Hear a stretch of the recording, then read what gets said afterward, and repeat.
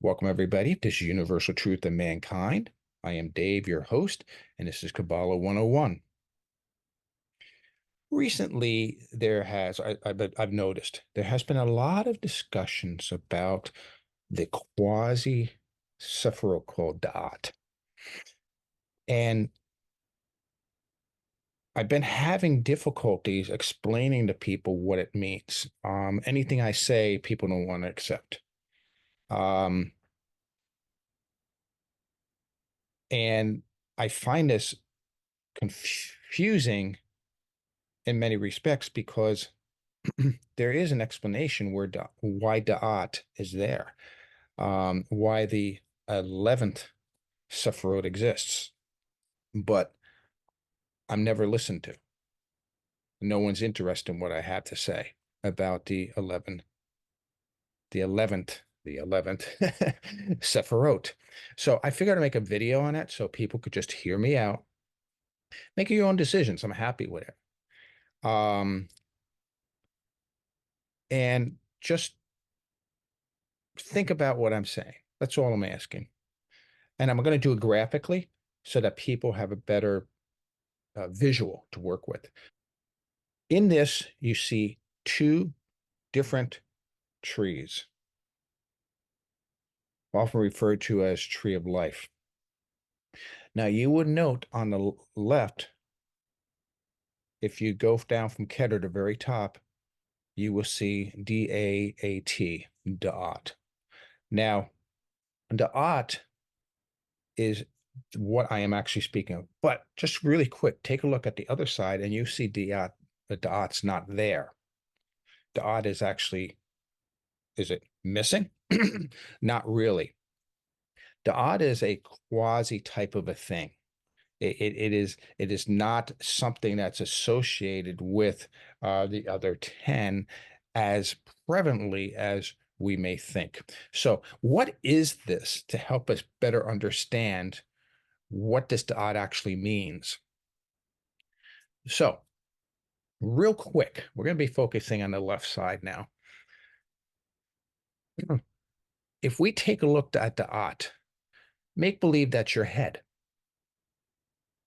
And then we have Chesed and Geburah. I'm going for right to left, for Hebrew type of approach, left to right.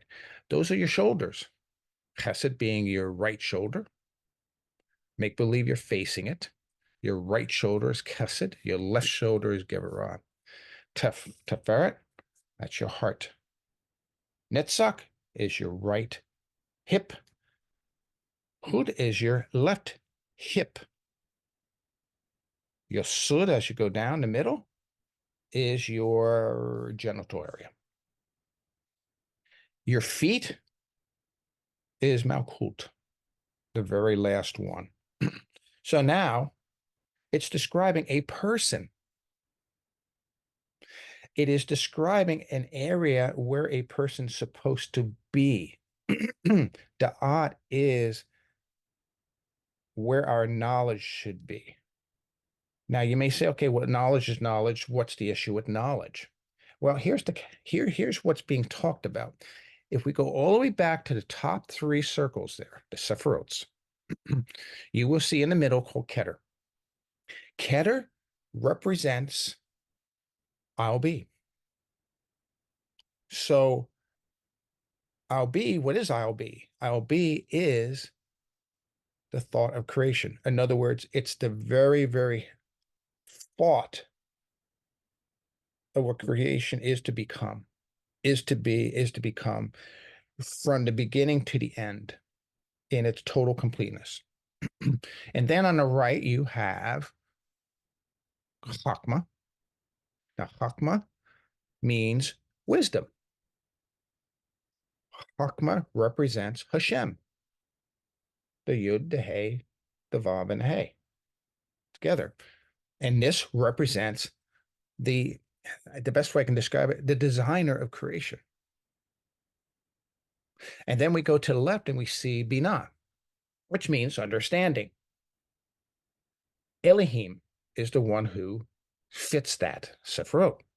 So you pull these three together, and the individual is intimately connected intimately aware, intimately pursuing, loving the creator is loving the thought of creation, the design of creation, and Elohim was the fabricator of creation. As we see in Genesis 1:1, Elohim is the one who is doing the speaking or doing the actual act. So it is where an individual, as an individual, is focused upon the will of God, the design and the desired look of creation, the desired thought, the desired design, the desired outcome of creation. This is what this is about. This is what the art's about. So people who are big on the 11th Sephiroth, it's not being ignored. This is the context to understand it in. I hope this helps everybody. If you have comments or you need more clarification, please feel free to put up a comment. I'd be happy to do the best I can because I've had some comments in the past about the art, and this is my answer to it to help people. All right. You take care and have a great week. Shalom, shalom.